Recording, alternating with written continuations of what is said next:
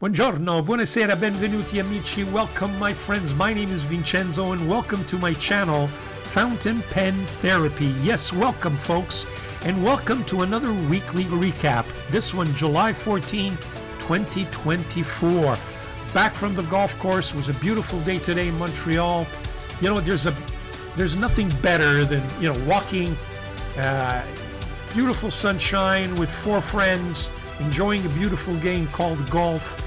And you know what? Had some lunch, we chatted, we discussed about our week, discussed about our vacation plans. That's what it's all about, folks. We've got to enjoy life. You know, we're here for a finite period and we need to do what we need to do. And part of that enjoyment is fountain pens for myself, and of course for you. If you're watching this show, is because you are just as passionate as I am about this hobby, a great hobby. And speaking about hobby, I've got some wonderful pens, got some brand new inks to swatch with you, and you know what, we've got some paper to look at. I'm going to give you an update in terms of my planning for my Italian trip. You know, it's how many dodos, as they say. Well, you know, it's not this week, it's the following week. I'm headed to Rome and a bunch of other places in Europe, and I'm looking forward to that. It's going to be a fountain pen trip, at least for me it will be. So without any further ado, let's take a look at what's in the spotlight for this week. Stay tuned.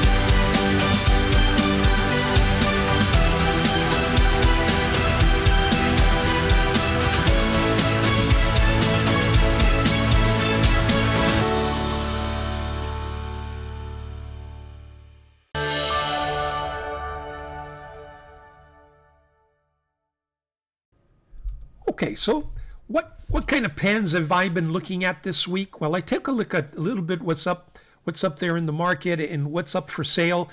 You know, it's the summer months, so it's kind of slow. It's not, I got a feeling it's not the peak periods, but you know, I still managed to find something interesting for you folks. So let's take a look. We'll go to my computer and let's take a look at what I've been able to put together for you. First of all, we've got this brand new pen from Majon. It's a titanium alloy TI 136 piston. So I've got a feeling it's the same size and similar model to the P136, which I believe mimics the Mont Blanc 146. As you can see, it comes in this crushed or hammered titanium or in a smooth finish. Like this one here. I don't like the price, $147.84. And you know what? It's becoming a trend with Chinese pens, other than Jinao, whose prices are always very, very low. I've noticed that more and more the Chinese are offering more expensive or better materials, gold nibs, and they're hiking their prices. And it's not at all unusual to see a pen now being sold anywhere between $70 and $150. And that's unfortunate, because one of the key advantages of Chinese pens has always been, and hopefully will always be, the pricing. Next pen I want, so that's, I'm not, the verdict's out on this. I think I'm going to wait to see if the price goes down. It says here $211, 30% off, but you know, right from the get-go, it was at $147. It's remained there. I'm going to take my time with this one. It's not a priority. I'm not sure I will enjoy this heavy titanium pen that looks very slippery. But you know what? The verdict's still out. I may very well take the dive, but not right now. I also don't like the fact that it becomes an extra fine. I'm not sure that the other one I think is already sold out. I don't see fine in there, although I see fine in the description. I don't see it being offered, and I'm not going to order an extra fine at that price. In fact, as you could see, the hammered this version of it is $203. So you know what? At $200, sorry, Majon, you're being greedy. Next, I saw this pen. I never ordered it. I'm sure this is not a new offering, but I really like this 456 in this kind of model with this yellow striped resin. I missed this. I may very well order it for my collection. I thought you guys would be interested, but here again, take a look at that price. $122 for a Pen BBS pen. No, sir, not right now. Let's take a look at another pen. Again, very expensive, but at least this one is unique. It's a new TWSBI Echo Year of the Dragon limited edition, and it's all hand painted. And I think you've got a couple of versions here. Here you go. You could take a look at this one. Really nice. I got to tell you, these colors are beautiful. But at $193 Canadian or what's the other one? I think it's a little bit less. 147, is it? No, both are 193. Again, I think it's a trend. These Chinese pens are becoming more and more expensive. Let's take a look at this one. This is the Dynasty collection. Very nice. They talk about, hard rubber, which I think means ebonite, with a Schmidt nib. But look at the price, $97. So again, I'm not sure that this is going to be part of what I'm looking at. What else have I got for you on the Chinese pen front? Take a look at this. This gentleman, Shanghai Knife Dude. You should put this right away in your subscribe to it and put it in your favorites. He doesn't have that many videos, but this guy, I think he's got some inside information. He's always the first one to kind of come up and say, by the way, this is coming up. And what he's announcing is that there is a new Dieman S24 to be released tomorrow. Now, tomorrow, this was up as of Friday afternoon. I saw it. It's now Sunday.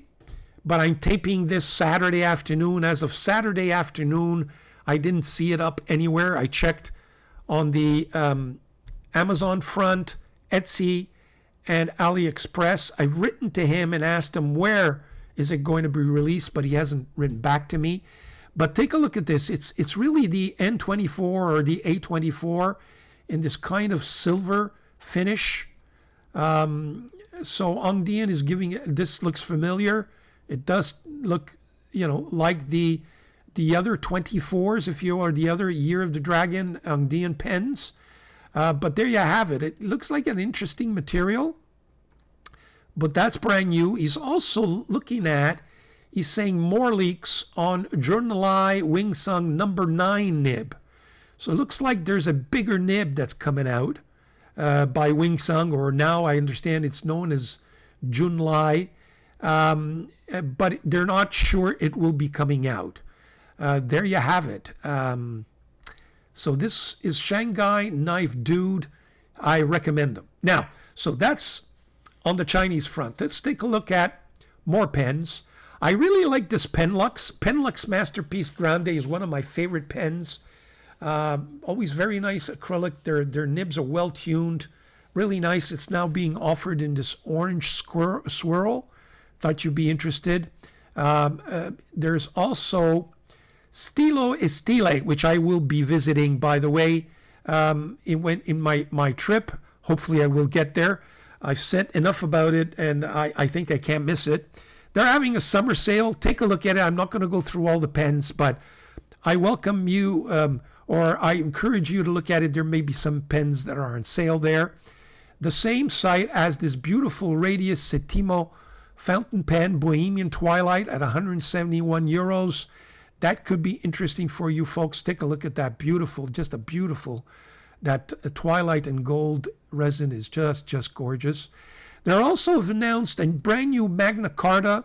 Now, I haven't seen this pen on any of the North American sites, so it looks like Magna Carta has come up with a new one. It's 143 euros, so roughly $150 US. It's the Magna Carta Urban Fountain Pen Azurite. I don't know if it comes in any other. Yes, it does. It comes in this red and it comes in this yellow. I checked to see if this was a flex nib. It's not. And speaking about flex nibs, I really encourage you to go see the last YouTube video from Shaq MD.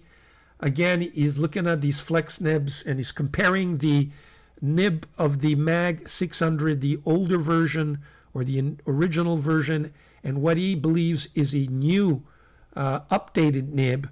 And we've all talked about this. I'm becoming, frankly, really obsessed by the Magna Carta 600. You know how many times it's been in my cart and I haven't quite pushed the button. I think Pen Chalet's got probably the best prices. I noticed they're selling that old black vintage style version, just the black in ebonite and gold trimmings, which is the original, I think, nib. And then they have this other types of resined Mag 600s, which are, I think at $315 US, probably the cheapest I've seen Magna Carta 600 being sold at. I got to tell you, folks, I almost clicked, but I'm trying to save up for my Italian trip. One of the frightening things about this trip is that I know how much I'm going to spend. And you know what? I may all surprise you and not spend anything at all. Because I've got to tell you, if the prices are not reasonable, I'm going to stay away from, I'm not going to, indulge. The advantage of me going to Europe and buying them is that I don't get slapped on with some ridiculous shipping and custom duties and all the rest of it. So saving up for that, folks. So I'm not sure I want to really spend the money now, at least not that kind of money. I'll buy some Chinese pens or some more less expensive stuff just so that I can feed the channel, so to speak, and keep this going. But anything more expensive, I'm going to stay away until my Italian trip. Now, what else? What have I got for you for inks? Well, Matthew has done it again. The wet pen, and here's the YouTube video that he's just put up. He has just announced that on sale 4 brand new inks. I've got the 3 original inks, the Deception Pass, what is the other one? The Rainer Blue and the Elliott Bay. And now I bought this Western Trillium. I bought this Gasworks Park. I bought this Diablo Lake. And I bought this Blackberry. So stay tuned. Wet pens. My buddy Matthew, he's done it again. 4 brand new inks. Please encourage him. They're only $15. Beautiful bottle. I'm sure there will be beautiful inks like his original 3. Take a look at his website. I encourage it. I will put it down in my description. My 4 brand new wet pen inks have been ordered. Hopefully I'm one of the few, because I know these things are going to go like hotcakes. So take a look at that. I welcome that. Thank you again, Matthew. Very nice. Now, what else have I got for you? Let's just go for paper. First of all, I'm putting up on the screen Dr. Brown reviewed a cheap notepad. It's Sustainable Earth by Staples, sugarcane-based writing. He reviewed it, and he has some very good things to say about this. You know that recently I've reviewed these kind of notepads, which are inexpensive, that you could use at the office. You can't, at the office, I can't always use Tomo River at $50 a shot. So I was looking for some, workable fountain pen resistant sort of notepads. I invite you to take a look at my earlier episodes where I viewed them. But this one is a brand new one that I'm adding to the list. It looks like it's a good product. Look at that, $4.50 for 2 packs, for a 2-pack, a 50-sheet notepad. Very, very nice. Take a look at the video of Dr. Brown. You'll see that it's pretty fountain pen friendly. So I think I'm going to probably order that, and you may see it in a upcoming episode. That's it for what's new in pens, inks, and paper. So stay tuned for my fountain pen therapy spotlight, and we'll commence with that ink haul and some ink swatching. Stay tuned.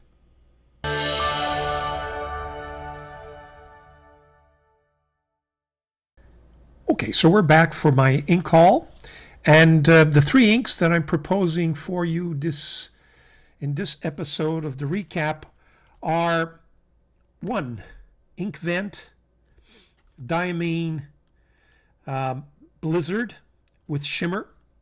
That's from the Inkvent calendar collection, the purple collection. Then we have a brand new Wieringal, the Hound of the Baskervilles. And this is a beautiful ink, by the way. A little expensive, but very nice, from Auto Ut. And Auto Ut is well known for its very, very pricey but classy pens. Made in Germany, and this is Ocean Blue.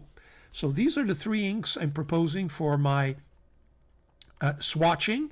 As to the paper, let's start with one at a time. Let's do the Inkvent Blizzard first. And I've got four different types of paper. First, this is the campus paper, loose leaf sheets. Let me show you what they look like when you buy them. Bought this on Amazon. Kokoyu A4, and I think you can get them in A5 size as well. Campus, very, very nice paper. The second one you're familiar with is Sanson Tomo River. It's not the Tomo River original, but it's the Sanson replacement. This is Muji paper. Muji paper, very inexpensive paper, notebook. Unfortunately, I can't get it delivered here in Quebec, my province. I don't know why they don't deliver, so I'm forced to buy it in alternative sources, and the prices just double and triple for no reason. Doodlebud loves this paper, and he swears by it. And a notebook like this will cost you $4 or $5 if you can get it directly from the Muji site. And unfortunately, I can't. If I buy it, I think I bought it through Amazon. It ended up costing me $15. Even at $15, it's very good paper. And then the last one is Midori, of course. So let's do the Inkvent Blizzard first. So open this up. And one of the reasons why I got this is these beautiful bottles. This is a shimmer ink, which is not really something that I want to do this year, and I'm staying away from them. But somehow this ink kind of attracted me because of its grayish blue color. But we'll see how it writes. First, let's do some swatching. So this is with my folded pen.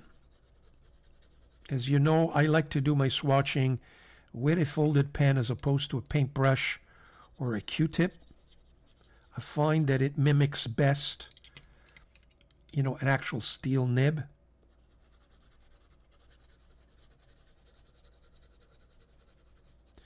Bought this at Toronto Pen Company. This folded pen, I mean. So here's the swatching.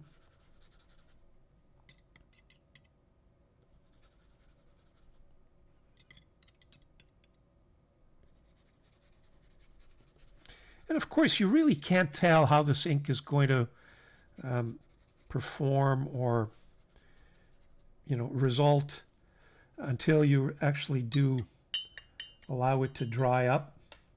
I can tell that it's going to be more of a shading ink than I would have wanted.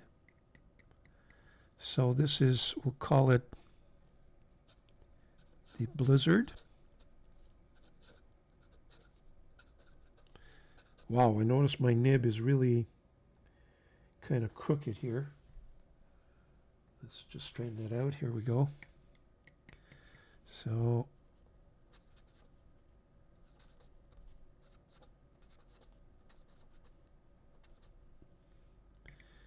yeah, this is a type of ink that you're almost better off using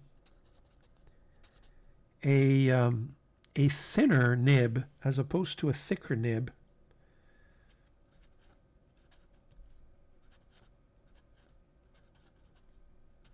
So there you have it. We'll wash that out. Put that aside. Allow that to dry up. In the meantime, that completes Dieman Blizzard. Let's take a look at the Hound of Baskerville. Should also factor in the fact that most of these paper sampling is kind of beigeish paper, and even more with the Midori. So that always has to be factored into in terms of the color swatching, because it is a little warmer in terms of color. Here we go, campus paper.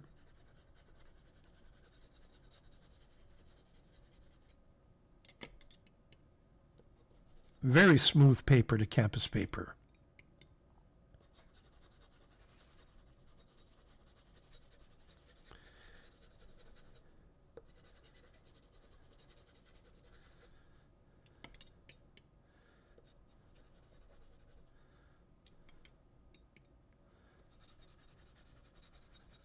So is the Muji. I got to tell you, this Muji paper, if you can get it from the Muji site and if they deliver to you wherever you may be in the world, go for it, because it's excellent paper, great price. I'm not the only one. I know Doodlebud, as I mentioned, swears by it. He's got a whole, I think, one episode on Muji paper of all kinds, you know, in all its formats. So I think he likes it. So let's just do some writing here. And I'll put the whole affair fast forward.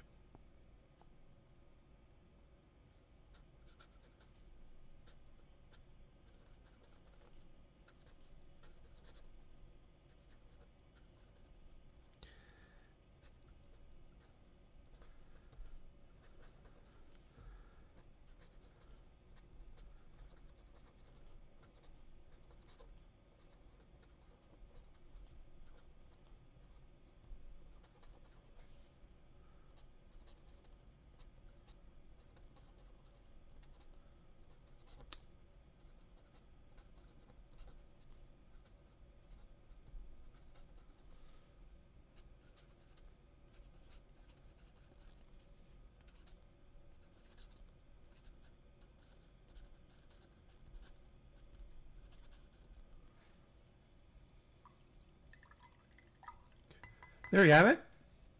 Put that aside, let that dry up. We'll see what it looks like once it's dry. The third ink.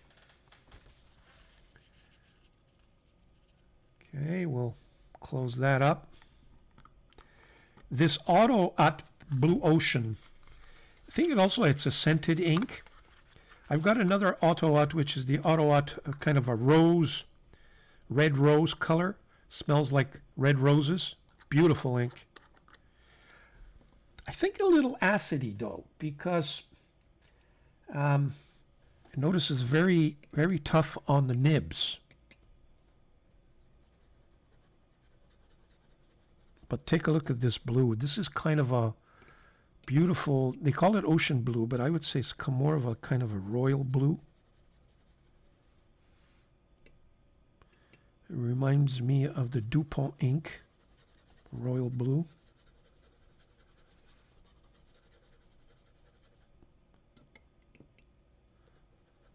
Here we have it.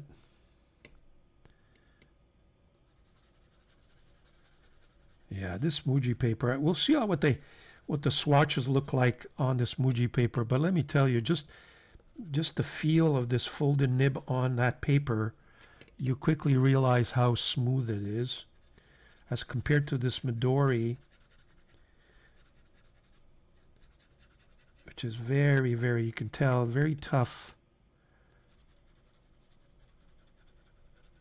very scratchy. It's got some tooth. Okay, there we go. Wow, it's a really, really saturated, punchy blue.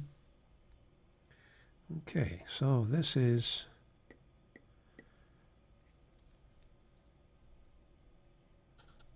ocean blue.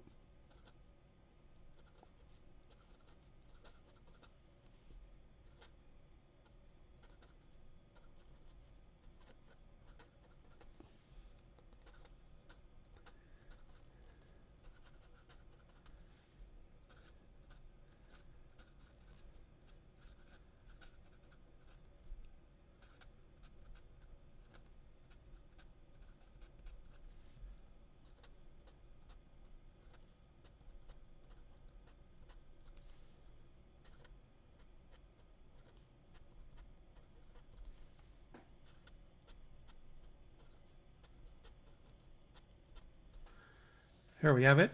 I put Hot just because I think I have other inks by the name of Ocean Blue. So I'm going to keep these swatches while I have them. Okay, I'll close up this bottle. There we go. So that completes the swatching. What we'll do is we'll be right back once they're dried and take a look at final results. Okay, so I'm back with the dried up version of the swatching. This is really a gorgeous ink when you swatch it, but I'm not sure how it's coming out when you write with it. It's very light, so you know, you're almost looking at a gray ink with a little bit of bluish tint, and you've got, of course, that silver shimmer. Very interesting, I got to tell you. I mean, when I look at these swatches, it's gorgeous. But you'll see with my pen haul, I've inked up three pens, one of which will have this ink. So we'll take a look at that, test it, see how this ink actually performs in a pen. In terms of the differences, pretty well equal, I would say, in all three. But take a look at that Muji, inexpensive paper.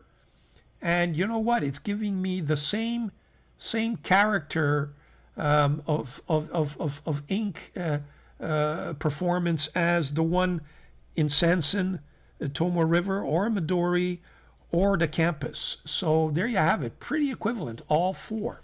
So that's the Inkvent Blizzard from Dieman. Let's take a look at that Auto Ut ink. Really hasn't even dried up. I mean, it's almost been half an hour, and this ink is extremely wet. But as you could see, here we start to notice a little bit of a difference. The ink does have some sheen, some red sheen. You could see some of it in the Campus paper, in the Sanson Tomoe River paper, and in the Midori, but you see very little in that Muji paper. You do see some. You see that in the middle portion there.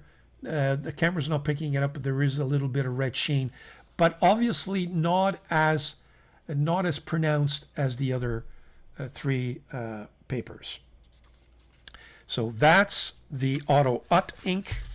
Let's take a look at that Waringal, the Hound of Baskervilles, and here we start to see a little bit of difference. Again, very wet, half an hour, and hasn't dried up yet. This ink has got some red tonality to it and some green tonality, but I would tell you that Midori is the one that brings out most of the green and less of the red. The Muji is bringing out the red like gangbusters, and it is supposed to be kind of a red ink. I mean, when I look at the box, you can see it's basic red or dark brownish red with a little bit of green. But the only one that's showing green is Midori with any force. There is some green in this Campus, The camera's not picking it up as well as it in real life. You can definitely see it in the Tomoe River, but Muji is giving me one tonality, which is essentially red. There's a little bit of green or darker shading there that is supposed to, I guess, be that green, but it's just not coming out. So there you have it. It's a nice paper, but I guess Muji doesn't give you all of the effects that the other three gives you. So there you have it. Those are the inks, and that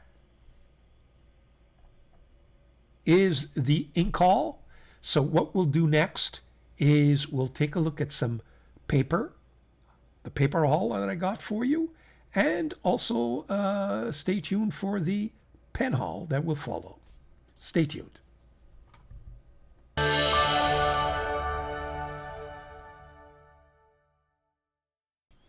Okay, for the paper haul, I'm combining it here. As you know, if you've been watching the episodes, my Italian trip, one of the fun things that I've been working on is trying to decide what notebooks I will bring with me on my vacation trip, where I'm going to be doing some journaling. And one of the issues was I'm going to have a big journal, A5 journal, where I will be journaling most of my, the long journaling, if you will, either at the beginning of the day, at breakfast, or later at night to kind of summarize my day. But I've also wanted to do some on-the-fly journaling when I'm visiting, wherever I'm visiting, and we're thinking about what kind of, what kind of a pad I should be bringing with me.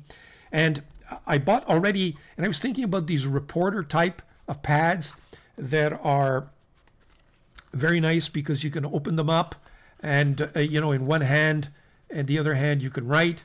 I have this Nimusine Marrowman notebook, which is very nice. I reviewed that or introduced that to you last week.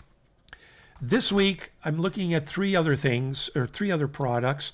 The first one is this pipette from Clairefontaine. It's essentially the size of kind of A5, I believe, perhaps maybe even a little bit longer. And it's like a steno notepad, if you will, in the old days, but with this beautiful Clairefontaine paper. I know that Hemingway Jones really likes this paper, and he uses it because it's easy. It fits in the camera, the camera focus a lot easier, and he can write. And while he's doing his YouTube videos, this could be an alternative. It's a little bit bigger, though. It's certainly bigger than the Mirrorman, and to fit it in a bag may be problematic. But nonetheless, I think it's a good notepad for me to be using. In fact, I may be using it for our pen haul just in a few minutes. One of the disadvantages of ordering paper and notebooks from Amazon, I've realized, is that they don't package it properly, and it comes in sometimes a little bit damaged. So be careful for that if you do order from Amazon. The other one, which I'm kind of leaning towards, are these two. I introduced this right off the bat. This is a Tomoe River. Bought this on a Nanami paper. It's the Cafe notebook. Take a look how beautiful that is. It's a small notebook. I think they call it A7 size. Very nice ruled Tomoe River paper, which is my favorite paper. And I bought for this cover, which kind of matches the cover that's on my main journaling book. Now, hopefully this will fit. It's supposed to be fitted for this notebook. It's a little tight, I find. But anyway, I won't waste your time. You know what I'm getting at. But it's just a beautiful leather. Very, very nice. I've got to just make sure it fits, and I'm going to do that later so I don't bore you with that. It does even have this so that you can keep track of your paging. So that looks very nice. I'm very tempted by this. Writing with this, though, on the fly may be a little more complicated. And that's where this little guy comes in very, very handy, I find. This is a nice Midori paper. It's lined. There you go. You can, write on both sides. And this is the type of thing, I think, that you're on the fly, you're in a museum, you saw something, and you can note it down, or you've seen something and you can note it down. You can shut it down, put this. I like to, go around with a bag anyway. Sometimes my man's purse and a man purse, and this fits beautifully with a small pen. It's not going to take up too much space. So this is becoming more and more very tempting for me. There are various versions of these type of notebooks that I'm looking at. And, do I go with the bigger one, slightly bigger one, the limousine, or do I go with this little guy from Midori? Stay tuned. But both of them, very nice products. Then, of course, I've got this beautiful cover with this Tomo River paper, which if I could find a small one like this, then that might be an advantage. In fact,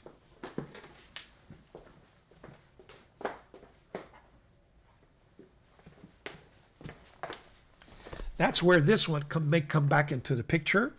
Again, I have an Obonichi, an old Obonichi there that I could use, or even this Obonichi Weeks with a hardcover, and it's 2022 that I never used, so this could give me the opportunity to use it. I could use the dates, even though the months may be wrong, or you could use both sides. And again, it even has a little marker or a little rope to mark where you're at. This may be very tempting. So again, I haven't made up my mind, folks. Sometimes when you have too much, it's not good. Not good.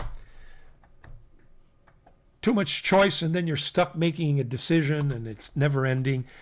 But you know what, folks? It gives me a chance to show you some products, have some fun with it. It's all part of the fountain pen therapy. At least for me it is. There you go. So that's for the paper. We've done the ink. We've done the paper. What's next? Let's take a look at my pen haul for this week. Stay tuned, folks.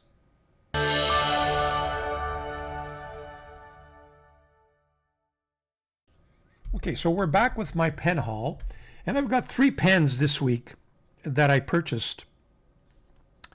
First of all, this is Lotus. This is a Lotus, I think they call it the Capsule. Found it an interesting pen from Lotus. Beautiful, shiny, well done ebonite pen. Quality is just incredible in terms of how they polished this pen.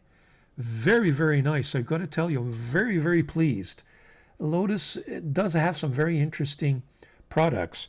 Other than some slight kind of dark, I don't know if that's the ink or part of the, it's ebonite, so it does have sometimes some imperfections. A very nice, Lotus branded nib there. I will probably be reviewing this pen, but I got to tell you, very, very nice.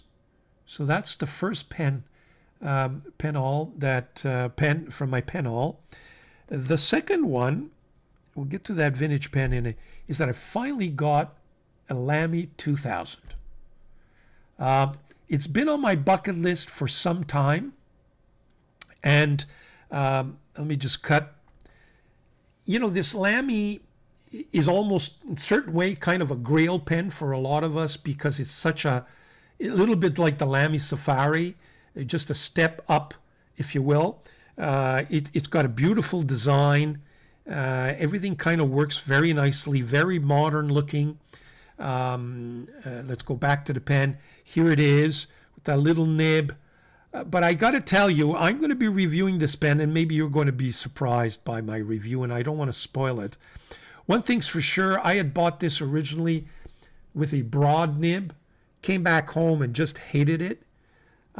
There's something about a broad nib or broad line that comes out of a little tipping like that one. and it was just not giving me the performance that I really was looking forward to. It was smooth, but it wasn't constant. It skipped on me, and I just didn't like the experience. So I went back. Thank God I bought it from a local pen shop, where I did mention to, can I bring it back? If I know, yeah, she said, they were very nice. They try it. If you don't like it, come back. So I tried it. I went back. I tried the fine. I didn't like it. So I kind of said, you know what, I'll get a medium. This is the medium. We'll show you how it writes. And that's part of, there it is. That's the Lamy 2000 is what I went with. The other pen is this little thing. Now this is a vintage, another one of my vintage buys. I bought this again at Katowiki, got it for 100 euros. I may have overpaid for this pen, and I'll show you one thing that I don't like about it, and it was really surprised. The person that convinced me to get it, this is the M140, was Doodlebud, because he keeps repeating that this is M140. It's kind of this vintage flexi nib that he's got on it, and it's like one of his favorites. So I figured I try to get one of my own. Yeah, I mean, the pen does have a little bit of wear, which is to be expected, but that's okay. It's got that traditional striping where it's transparent, so you can see the ink levels. It's got this, here's the nib. The nib's kind of got a little ding on it. I don't know if you can see that. Just a little ding on it. You see that? I knew that it was part of it, but the description said that it would not affect my writing, so I went with it. There's that, what I believe is an ebonite feed, but I'll show you how it writes in just a second. And unfortunately, it's not giving me that flex that I would have loved to have. A little bit, it's springy. It's a nice writer, but it's not giving me the flex that I was expecting from it. And maybe there's variations in that nib, and you just have to be lucky. Does that ding that I see affect the flex? I don't believe so. I can't see how it would. But, what do I know? So there you have it. Give me just a second, and I will be right back, and we'll kind of do some writing with these three pens.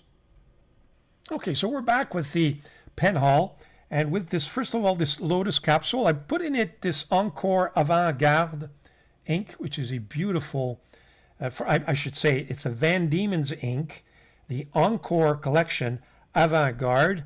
It should be this kind of a green with some shading. So let's see how this works. Kind of, goes and get the green in this ebonite. So this is the Lotus capsule. Yeah, beautiful ink, beautiful paper, beautiful nib. Very, very nice. The nib looks like a Yowo number 6 steel. Is it a broad? Yes, it is. Broad nib. The ink is Van Diemen's. Just a gorgeous ink. Encore collection. And again, it's the Avant-Garde.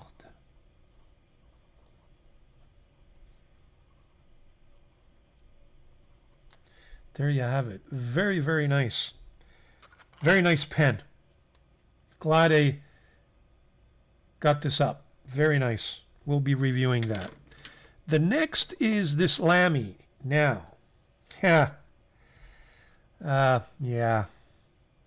So this is Lamy. Yeah, there you have it. You see that skipping? I am so, look at that. Skipping again. Lamy, look at that. Skipping again. 2000. I've tried all kinds of inks in this pen. I am so disappointed. and I was getting the same false starting and lack of consistency with my broad.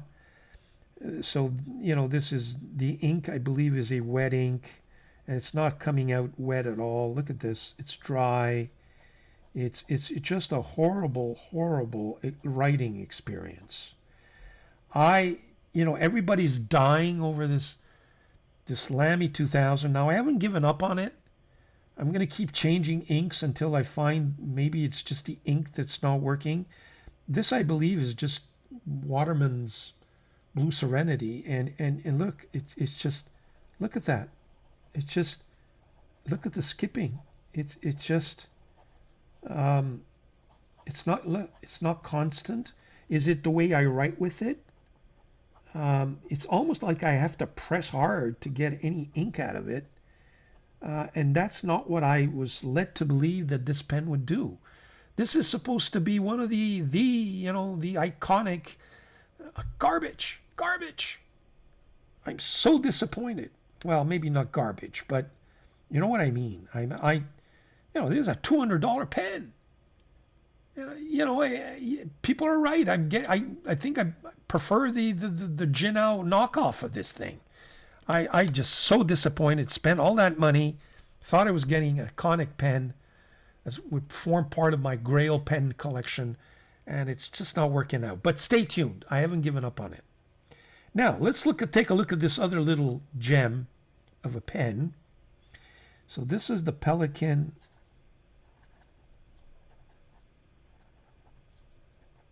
What is it? The M140. Yeah, so you see it is flexy, so you can get definitely some line variation out of this thing if you here you go, you see. So I'm not saying that it doesn't, but it doesn't flex the way you really have to. So it's got that spring though, so maybe that's the way it's supposed to be, In other words, it springs back, and that's the way flex writing is supposed to go. So it just doesn't give me the same flow as some of the other vintage flex that I purchased. But it's a nice writer. It's got a little bit, you hear that? The feedback is a little more than I would prefer. So I'm not sure yet whether I'm going to maybe just smooth it out a little bit. But look, you see? If I do it lightly, I get a very fine line. And if I press on it, then I get the flex. So I guess that's where Doodlebud is right. But right there, it's scratchy. It not as smooth as I would want it. So I might play around with this. Yeah, you see when I do this, here, it's scratchy. There, it's scratchy. Here, no. But here, scratchy, but not here. Well, okay, now I'm exaggerating. I'm railroading it. But you know what I mean. Anyway, that's the other vintage pen I got. So those are the 3 pens, pen haul for this week, folks. There you have it. So what's next? Well, stay tuned. My pen resurrection. We'll see what last week's pens did. What did I write with last week and how did it go? And I'll show you 3 more pens that I've resurrected from my pen collection. Stay tuned.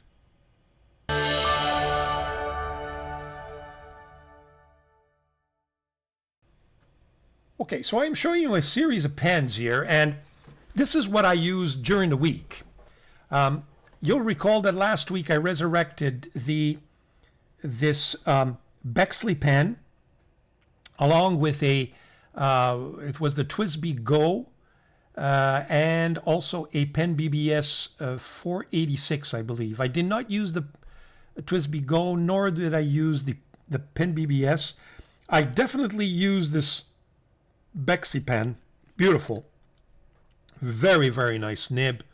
Just a gorgeous, gorgeous writing instrument. I have quite a few of these. Posthumous, I think it is the model. Beautiful resin. Really use this pen. And I used these two Faber-Castell pens, which will be reviewed. Probably the review is ready. Probably posted this week. So I did use a lot of ink from both of these pens. Great writers, but stay tuned for my review. You'll have an in-depth review of those pens and others. That was at the workplace. So only 3 pens at the workplace this week. Most of the time I was out of the office in any event, so very little writing per se, lots of meetings. But where I needed, those were the 3 I went. I put it in a 3-pen holder, which was more convenient, and left my 10-pen holder at the office, and that explains why most of the time this week I ended up using only 3 pens, and those were the 3. At home and for pleasure, it was these pens. I mean, I got to tell you, folks. I mean, some of you have asked me what nib do I have in this Asvine V200 because it flexes, and some of you, I guess, the curiosity was there. This is the fountain pen Revolution. I mean, talk about a flex. I got to tell you, I don't know how good Magna Carta is, but this fountain pen Revolution Ultra Flex nib, but please get it in the chrome version. The chrome version is flexier than the dual toned for some reason. But look, I mean, really, really nice. And the fun part about this pen is that you could use it as an everyday writer, and you get some of that line variation. But if you want to play with it and get some of that flex, you can as well. So that's what I played with. In fact, I refilled it, and I think this thing's got to come with me in Italy. Then, this other vintage, I don't know if I have any ink left here, but this Waterman 52.5, very nice. And I was expecting something similar, or Fountain, but I'm just writing anything here, from my, that little Pelican, but not quite, didn't get it.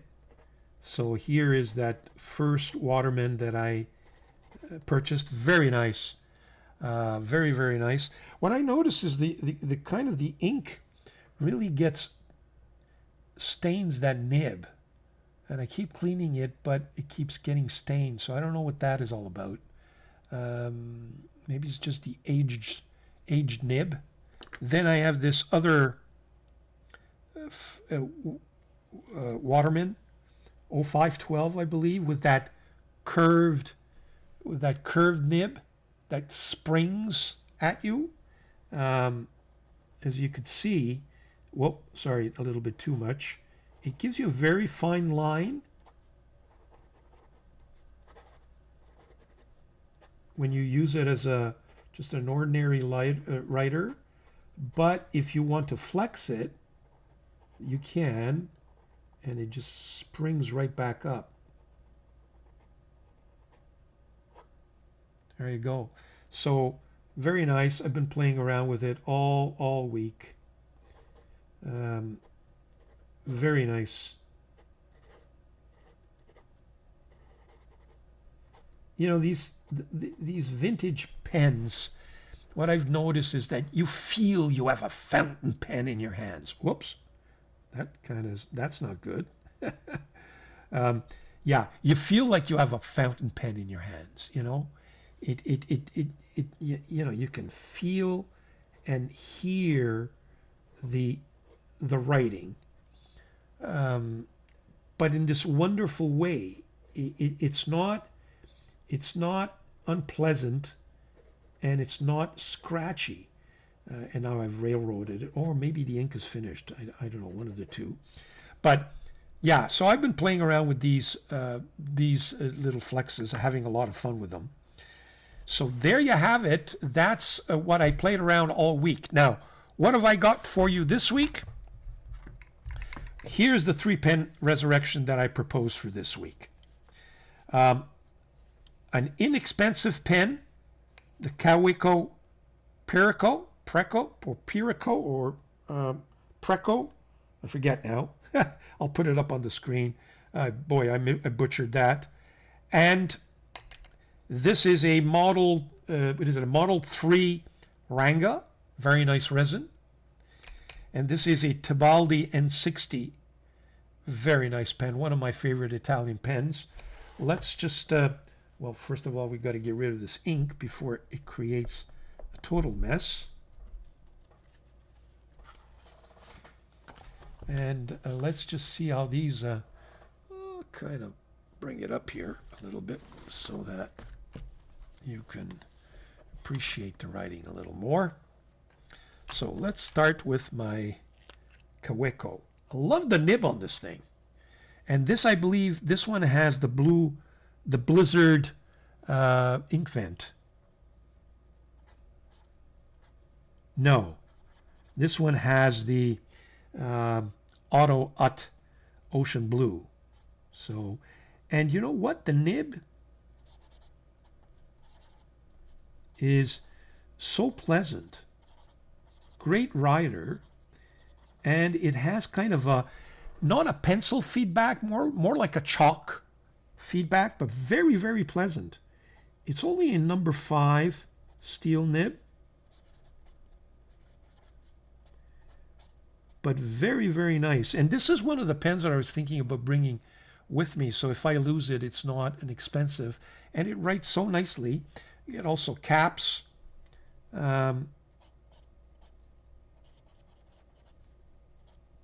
Very comfortable in the hands.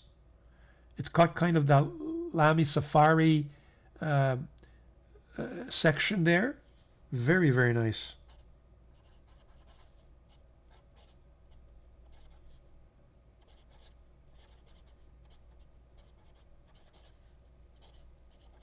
Yeah, very nice writing instrument.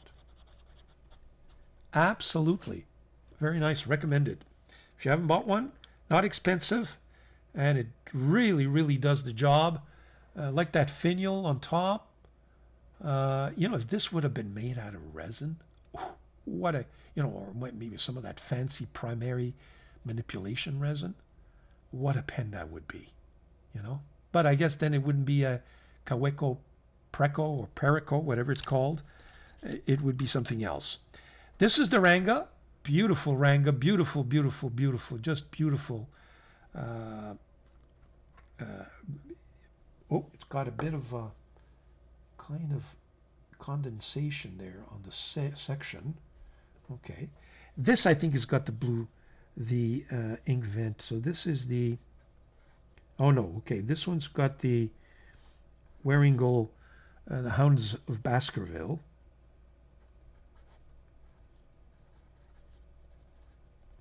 It's got a broad nib. That's the beauty of these Rangas. You know, you can get them in either a Ranga nib, you can get them in a Bach nib, or a Yowo nib of all kinds. So sometimes you can get them, you know, a size a number 6 like this one, or even number 8 on some of the pens. Sometimes you can even, they even offer gold nibs. This is a steel nib. Very nice ink. You could see the green and the shading, maybe not on the camera, but on this Clairefontaine paper it's coming out as well. Usually it doesn't, but it's very nice.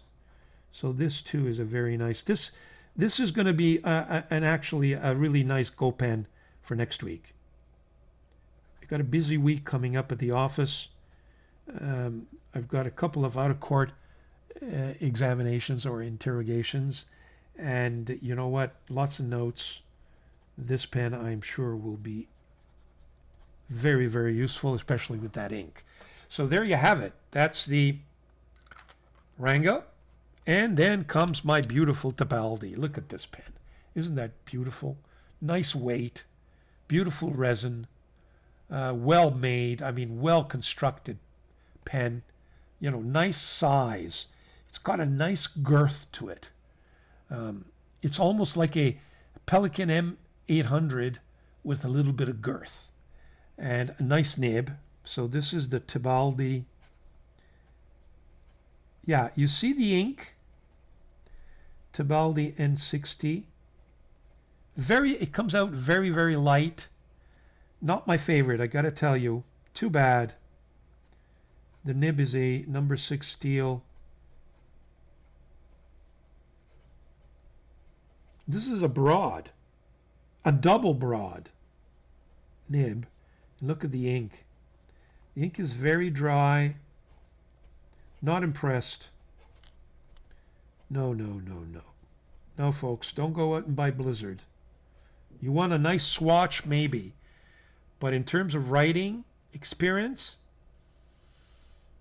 4 on 10. Too bad. This pen may not get used this week unless I change that ink. Very, very disappointed. Well, can't win them all. It's just, it makes the pen resurrection a crucifixion again, so to speak. Sorry about the religious overtones, but you know, this is a beautiful pen. I'm going to wash it out, get rid of that ink, put some real nice ink in there and use it for the week. Trust me.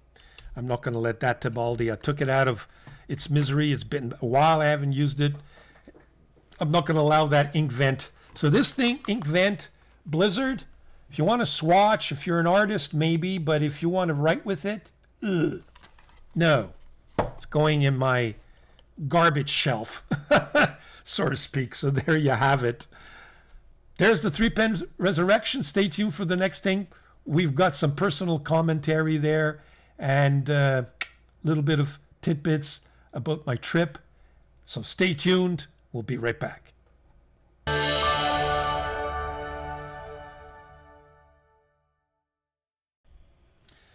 Okay, folks, I'm back. You must be wondering, what am I looking at? I'm going to tell you what you're looking at. As I mentioned to you, I thought I would review with you some of the camera gear that I'm going to be bringing with me in Italy, and especially when I visit Nino Marino at the Delta factory. I wanted to make sure that I was well equipped. To what extent I'm going to use all of this remains to be seen, but this is essentially my iPhone rig. It's got all the features that you need to video and make sure that you don't run out of power, and make sure also that you tape right into a external drive. First of all, here you see this is an external drive that will be connected directly to my iPhone, USB.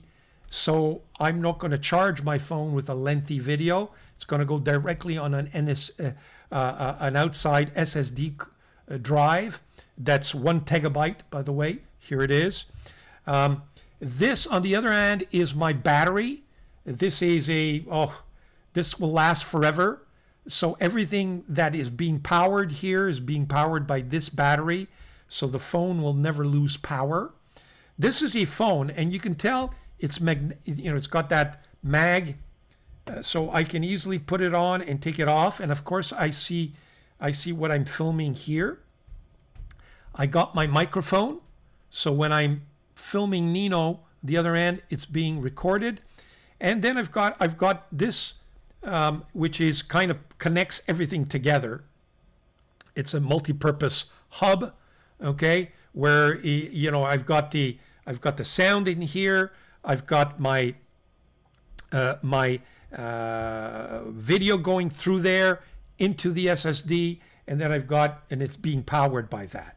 And what does this do while I walk around with this? It gives me the stability and the capability of filming instead of having a phone in your hand, which is this way, and you know, now your hands, especially, you know me, I kind of have that trembling quirk, if you will. Whereas I put it on this thing and all of a sudden it gets stabilized. My wife could use it. I could use it. I can also turn it around this way. And let me just put the camera up a little more. And, you know, I can film myself all of a sudden.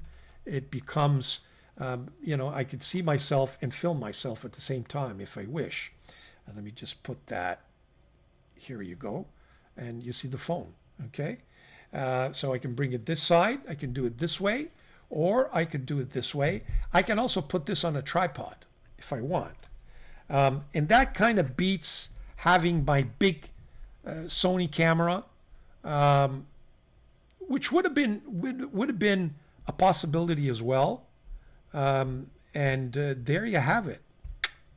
SSD drive, battery, video phone,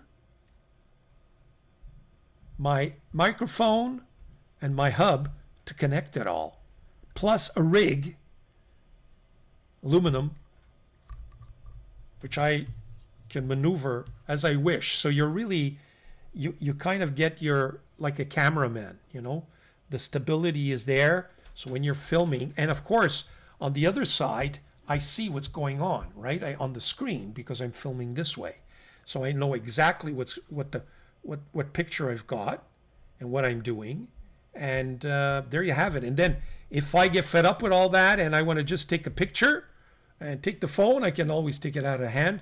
It's simple. It's, you know, magnet, and it's done. There you have it.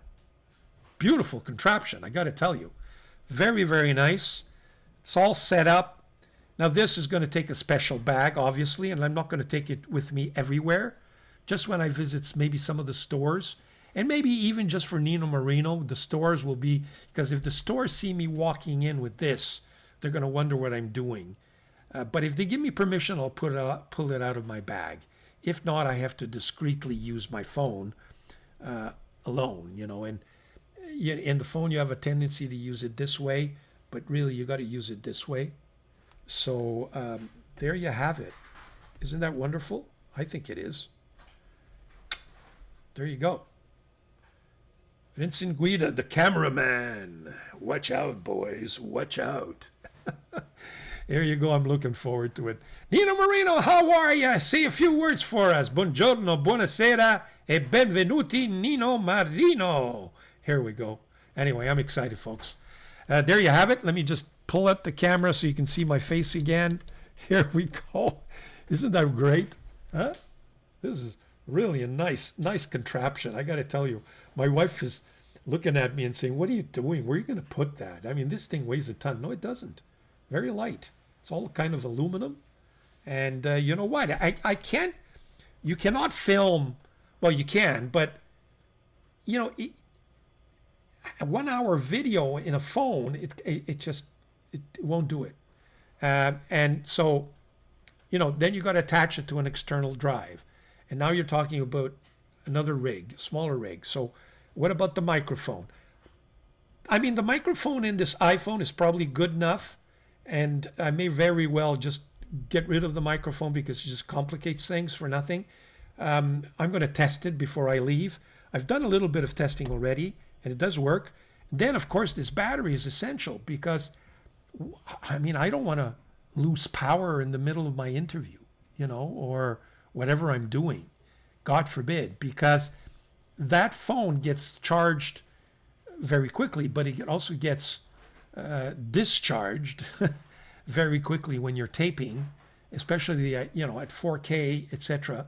So there you have it. That's my rig, folks, for my fountain pen Italian trip. Do you like that? Good. Well, folks, that's it for me this week. Thank you very much for joining me again. I hope you enjoyed that. I hope it was informative as usual. Have a great week. Play some golf. Walk your dog. Jog. Go to the park. If you have mountains, climb them. If you have pools, swim them. And if you have roads, walk them or bike them. Have fun, folks. Ciao.